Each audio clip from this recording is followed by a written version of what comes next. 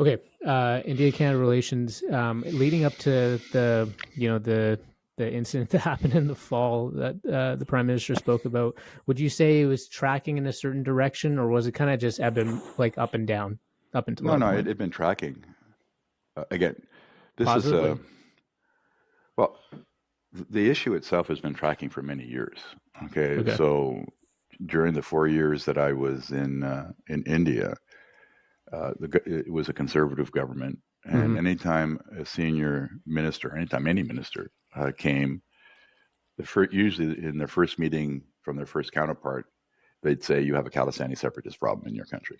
That's what they would say. Okay, so Yeah. it's been an issue that we've grappled with. I mean, from the Indian perspective, they will say we haven't done enough. Okay, um, from our perspective, it's people can say what they want. Mm. I mean, certainly in the last year or two, it's been really, really very, very close to the line in terms of what's been happening, and I Mm. think that's what has really aggravated probably the Indian government more than anything else. Is that Mm. certainly what happened in Brampton with the float and Mm. glorification of the assassination of Mrs. Gandhi, Mm. that cuts across all political lines in India. It's a Yeah. national thing, right? So Yeah. people take that very seriously. And quite frankly, our response to that was, from an Indian perspective in particular, just totally unacceptable. I think, Madame Jolie did, said that this was not right, but it was probably from an Indian perspective wasn't a strong enough statement about how can you let something like this happen, right? I mean, it's not good for the relationship. Obviously, not good for the relationship. And typically, in my time in particular, it was more the symbolism. So it would be, if a minister doing their normal outreach in communities, gurdwaras are very good places to actually have, engage with people and talk about Mm. the political agenda and this, what you would do as a politician. Mm. But if you go to a gurdwara that has a sign on the back that says "Free Khalistan" in Punjabi, Mm. and there's a picture taken of it, and it gets back to India, they're saying, Yeah. "So is this minister supporting Sure. a Free Khalistan?" So it's the symbolic thing is Yeah. really an important element of what drives that concern. So as I said, has been in place since the 80s, Yeah. and right now it's probably been the most difficult time that we've had in the particular issue. We've had ups and downs, and again, around that, and we've had ups and downs around our nuclear relationship because we sold the Indians their research reactor and the uranium from which they developed their first bomb, and that put our relationship back. Then you had the Khalistani issues in the 80s, and then we got set back again in the late 90s with the second explosion of a bomb. So we've gone through ups and downs in our relationship. Yeah. Literally since 1974. Right? Yeah. Prior to 74, we had a very good relationship with India. So I want to share my screen on something and just anchor people to the Prime Minister's comments several months ago, and then we can just quickly chat about it here. Mr. Speaker, today I'm rising to inform the House of an extremely serious matter. I just informed the leaders of the opposition directly. I want now to speak with all Canadians. Over the past number of weeks, Canadian security agencies have been actively pursuing credible allegations of a potential link between agents of the government of India and the killing of a Canadian citizen, Hardeep Singh Nijjar. Canada is a rule of law country. The protection of our citizens and defense of our sovereignty are fundamental. Our top priorities have therefore been, one, that our law enforcement and security agencies ensure the continued safety of all Canadians, and two, that all steps be taken to hold perpetrators of this murder to account.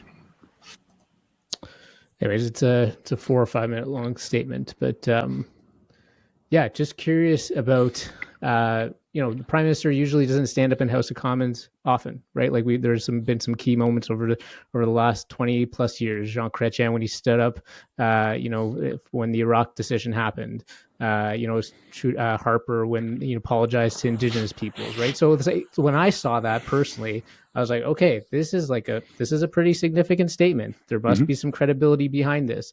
From a behind the scenes perspective, what's happening at the diplomatic level? If you're a high commissioner, if you're the high commissioner at the time, what's happening in and around either before or after this kind of statement is being made? Well, I wasn't there. I don't know. So, but my assumption again is that the High Commissioner was informed that the Prime Minister was going to get up in the House and say something like this, because you have to start preparing, because you know as soon as he says something like that, the fallout will be pretty dramatic. I mean, it's just. I mean, if A, then B, and you sort of know what B will be. Then you have to say, okay, how do we manage B? I mean, you have to take a look at all the things that you know that the Indian government will do. Because remember, at this time, the Americans had done what they had done, okay? And that's the difference between the approach, okay? So it becomes political when the Prime Minister gets up in the House and says something like that. And you have to ask, okay, why is he doing it, okay? Because there's different channels. You read in the paper that the Globe and Mail was going to release an article the next day and this type of, but there's ways that you can deal with that without having to get up in the House and make it a political issue between the two countries. So again, you don't really know what was driving it. And I know the meeting, I mean, again, it was in the press, so I'm not saying anything that I have inside information about, but the meeting at the G20 did not go well, or meetings at the G20 did not go well. I know that we've been talking to we've been talking to the Indians about this for quite a while, saying that you realize that this is, it's a form of foreign interference. Obviously, that's what the Prime Minister was alluding to. The investigation had been going along. But again, when you get up and say credible and potential as the words that you're using, it just drives people to say, well, what is it? Okay, at the end of the day. And that's the challenge I think the government has right now is, and which will be obviously the next step in the process is once they do charge somebody and there is credible evidence, they're going to have to release what it is. Okay. And that obviously will have an impact on where things go. So the aftermath is, again, we're just kind of hoping, I mean, I say we mean somebody who's, been attached to the Canada-India file and have a, really concerned, because I think it's so important to us, how that's going to play out is going to be really, when the other shoe drops at some point in time, how is that going to play out and what's the plan B then? Okay. How do we react to that? So, I mean, I was there a week before the G20 for the B20. I met with a number of former friends and senior business leaders in India. Everybody wants to have a great relationship with Canada, but almost without exception. Okay, and this was before what was said by the Prime Minister. They were saying to me and the High Commissioner who was with me at the time, "You guys have a problem. Why can't you deal with this?" And a lot of this is around the Khalistani problem. I mean, a lot of it's around, because in one case, one of the very senior, very successful business leader, came from the Punjab. Had a member of his family killed in the context of the problems in the 80s. So it touches a lot of people, and in India they say, well, why is it such an issue in Canada? That whole Khalistani separatist issue is not an issue here anymore, right? I mean, so what's going on? So there is this disconnect, right, between how India sees it and how we see it. And of course, we're taking we should be taking the high road. And if you are meddling in our sovereignty, and you do have people coming in and doing this thing, yes, but you have to do it in a way that you actually have the impact that you want to have. I mean, the fact that we're in the situation that we're in now, it means it's going to be very difficult to resurrect, the relationship. It's going to take a long time to do that. And we still don't know where the other shoe is going to come down. So that's, that's still to be seen. Right. But you take a look at reasons why we would have such a good relationship. I mean, business is still going on. That's not going to impact business.